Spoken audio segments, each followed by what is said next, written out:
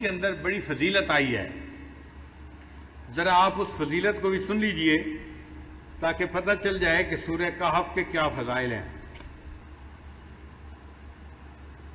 حضرت برار رضی اللہ عنہ روایت کرتے ہیں، ایک صحابی تھے جو اپنے گھر میں سورہ کہف کی تلاوت اونچی کر رہے تھے۔ ان کے گھر کا صحن چھوٹا تھا، گھوڑا بھی بندھا ہوا تھا اور چارپائی کے اوپر ان کا بیٹا بھی لیٹا ہوا تھا، سویا ہوا تھا۔ اب ان کا دل چاہتا تھا کہ وہ اونچی تلاوت کریں، جہر سے تلاوت کریں۔ جب وہ جہر سے تلاوت کرتے تو گھوڑا بدکتا تھا اور ان کو ڈر ہوتا یہ گھوڑا کہیں میرے بیٹے کو لات نہ مار دے، تو وہ آہستہ پڑھتے تو گھوڑا بھی پرسکون ہو جاتا۔ پھر طبیعت میں جوش آتا، شوق اٹھتا، پھر دل چاہتا کہ اونچا پڑھیں، پھر گھوڑا بدکنے لگ جاتا۔ یہی ساری رات ہوتا رہا۔ جب صبح کا وقت ہوا انہوں نے دعا کے لیے ہاتھ اٹھائے تو انہوں نے دیکھا کہ کچھ بادل سے ہیں جن کے اندر روشنیاں ہیں اور یہ روشنیاں ان کے سر سے دور آسمان کی طرف جا رہی ہیں۔ پھر وہ نبی علیہ السلام کی خدمت میں حاضر ہوئے، فذکر ذلک للنبی صلی اللہ علیہ وسلم۔ انہوں نے نبی علیہ السلام کے سامنے یہ پوری رات کا قصہ بتایا تو نبی علیہ السلام نے فرمایا کہ یہ اللہ تعالیٰ کے فرشتے تھے جو تمہارے قرآن کی تلاوت سننے کے لیے تمہارے قریب آ گئے تھے۔ اگر تم تلاوت کرتے رہتے تو مدینے کے لوگ اپنی آنکھوں سے اللہ کے فرشتوں کو دیکھ لیتے۔ تو سورہ کہف کی تلاوت سننے کے لیے اللہ کے فرشتے آسمانوں سے نیچے اتر پڑے۔ ابو درداء رضی اللہ عنہ روایت کرتے ہیں، من حافظ 10 آیات من اول سورۃ الکہف، کہ جس بندے نے سورہ کہف کی پہلی 10 آیات کو یاد کر لیا، اسما من فتنۃ الدجال، اللہ تعالیٰ اس کو دجال کے فتنے سے محفوظ فرما لیں گے۔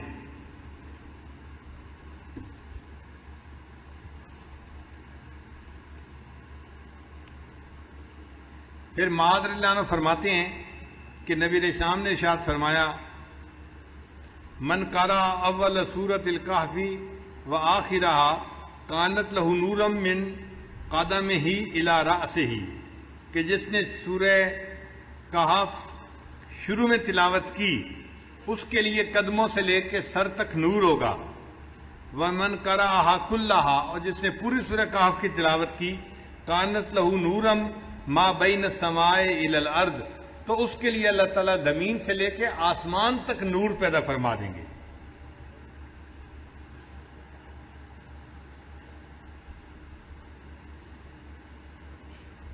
سیدہ صدیقہ رضی اللہ عنہا فرماتی ہیں، من قرأ من سورۃ الکہف 10 آیات، جس نے سورہ کہف میں سے 10 آیات پڑھیں عند منامہ، سونے سے پہلے، اسم من فتنۃ الدجال، اللہ تعالیٰ اس کو دجال کے فتنے سے محفوظ فرمائیں گے۔ ابن عباس رضی اللہ عنہ فرماتے ہیں کہ نبی علیہ السلام نے ارشاد فرمایا، سورۃ الکہف تدعی فی التوراۃ حائل، کہ سورہ کہف کا نام تورات کے اندر حائل تھا۔ حائلہ کیا مطلب؟ حائل ہونے والی، یعنی یہ بندے اور قبر کے عذاب کے درمیان حائل ہونے والی صورت ہے، بندے اور شیطان کے درمیان حائل ہونے والی صورت ہے۔ عبداللہ رضی اللہ عنہ فرماتے ہیں، قال رسول اللہ صلی اللہ علیہ وسلم، کہ نبی علیہ السلام نے ارشاد فرمایا، البیت الذی تقرأ فیہ سورۃ الکہف، وہ گھر جس کے اندر سورہ کہف کی تلاوت کی جاتی ہے، لا یدخلہ شیطان تلک اللیلہ، اس رات شیطان اس گھر کے اندر داخل نہیں ہو سکتا۔ یعنی جو بندہ رات کو سورہ کہف تلاوت کر لے گا اس گھر کے اندر شیطان رات کو داخل نہیں ہو سکتا۔ آپ اندازہ لگائیے اس سورت کی کتنی عظمت ہے کہ جس گھر میں رات کو پڑھی جائے شیطان رات کو داخل نہیں ہو سکتا، تو بھئی اگر دن میں پڑھی جائے گی تو دن میں بھی داخل نہیں ہو سکے گا، اور جس گھر کے لوگ پڑھیں گے وہ فتنہ دجال سے محفوظ رہیں گے۔ اس سورت کو یاد کرنا اور اس کی کثرت سے تلاوت کرنا یہ بہت فائدے کی بات ہے، اسی لیے جمعہ کے دن اس سورت کا پڑھنا اور بھی زیادہ ثواب کا باعث ہے۔ نبی علیہ السلام نے ارشاد فرمایا کہ سورہ کہف کو جمعہ کے دن تلاوت کیا کرو۔ تو ہم سورہ کہف کی بھی تلاوت کریں جمعہ کے دن اور اس کو یاد کر کے پڑھنے کی کوشش کریں تاکہ اللہ تعالیٰ ہمیں شیطان سے بھی بچائے اور جو دجال ہے اللہ تعالیٰ اس کے فتنے سے بھی ہمیں محفوظ فرمائے۔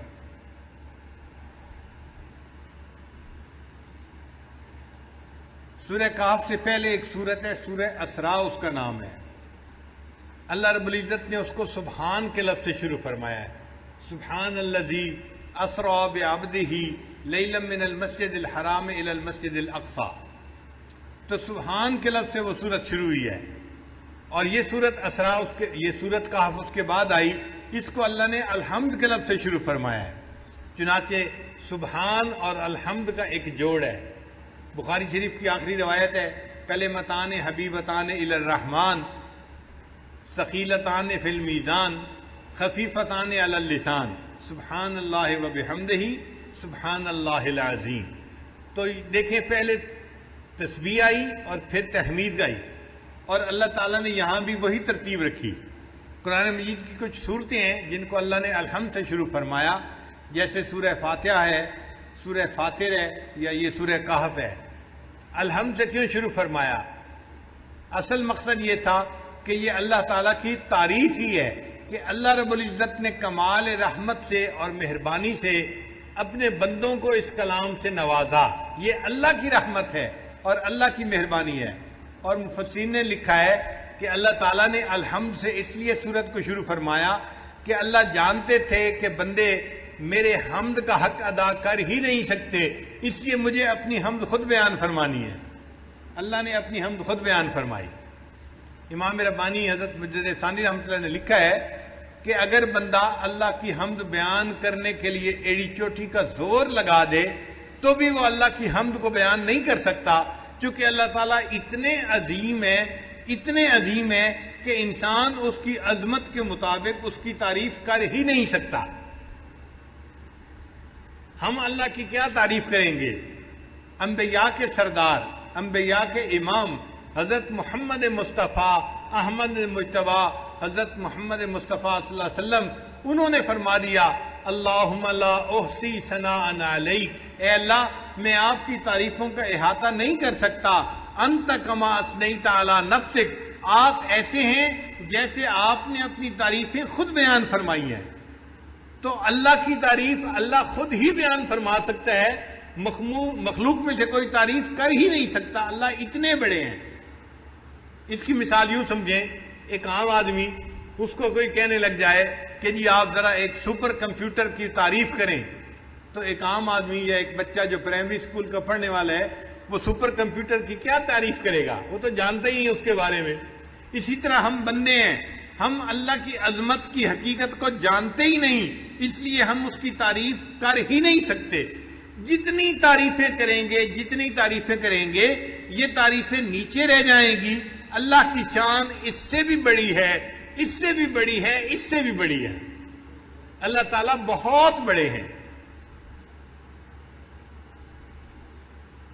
اسی نبی علیہ السلام نے ارشاد فرمایا کہ اے اللہ ما عبدنا کا حق کا عبادتک، ہم نے آپ کی عبادت ایسے نہیں کی جیسی عبادت کرنے کا حق تھا، ہم عبادت کا حق ادا کر ہی نہیں سکتے۔ امام ربانی مجدد ثانی رحمۃ اللہ فرماتے ہیں کہ کوئی بندہ کتنے خلوص سے عبادت کیوں نہ کرے، کتنی یکسوئی کے ساتھ، کتنی توجہ کے ساتھ، کتنی جو ہے وہ یکسوئی کے ساتھ عبادت کرے، وہ اللہ کی عبادت کا حق ادا کر ہی نہیں سکتا۔ اس کی عبادت نیچے رہ جاتی ہے، اللہ کی شان اس سے بھی اونچی ہے، اس سے بھی اونچی ہے، اس سے بھی اونچی ہے۔ اب یہاں پہ ایک سوال پیدا ہوتا ہے کہ جب ہم اللہ تعالیٰ کی حمد بیان کر ہی نہیں سکتے، جیسے اللہ تعالیٰ اونچے ہیں، حمد کے لائق ہیں، پھر ثواب کیوں ملتا ہے؟ پھر ثواب کیوں ملتا ہے بندے کو؟ تو علماء نے اس کا جواب دیا۔ علماء جواب دیتے ہیں کہ اگر باپ اپنے بیٹے کو اسکول داخل کروائے نا، اور شام کو بچہ گھر واپس آئے اور آ کے کہ ابو میں نے لکھنا سیکھا ہے، باپ کہتا ہے بیٹا دکھاؤ تختی، تو بیٹا تختی دکھاتا ہے، اس نے ٹیڑھی سیڑھی لائنیں لگائی ہوتی ہیں، کچھ سمجھ میں نہیں آ رہا ہوتا، لیکن باپ اس کو انکریج کرنے کے لیے، اس کا دل رکھنے کے لیے اس کو آئس کریم انعام لے کے دے دیتا ہے۔ یہ جو آئس کریم کا انعام ہے یہ خوش خطی کا انعام نہیں ہے، یہ اس کا دل رکھنے کے لیے اس پر شفقت کا اظہار ہے۔ اسی طرح اللہ جو ہماری عبادتیں قبول کرتے ہیں وہ ہماری عبادتوں کی کوئی اچھائی نہیں ہوتی، بلکہ اللہ ان اللہ بالناس لرؤوف الرحیم، اپنے بندوں پر رؤوف اور رحیم ہے، اس کی رافت اور رحمت کا یہ تقاضا ہے۔ اللہ اپنے بندوں کی ٹوٹی پھوٹی عبادت پر بھی ان کو اجر عطا فرما دیتا ہے۔ اس لیے اللہ تعالیٰ نے اس سورت کو الحمد کے لفظ سے شروع فرمایا۔